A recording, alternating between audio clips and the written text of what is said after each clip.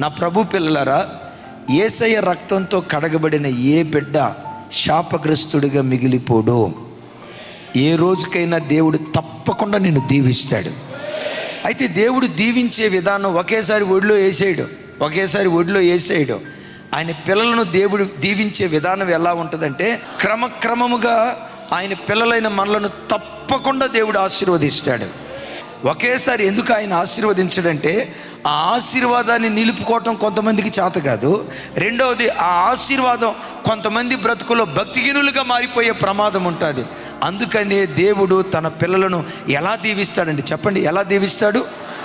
చుట్టూత కరువున్న చుట్టూత కరువున్న మిక్కిలి గొప్పవాడగు వరకు క్రమక్రమంగా దేవుడు నిన్ను ఆశీర్వదిస్తాడు. అబ్రహామును గొప్పవాడిగా చేశాడు. అబ్రహాము కడుపున పుట్టిన ఇస్సాకును మిక్కిలి గొప్పవాడిగా చేశాడు.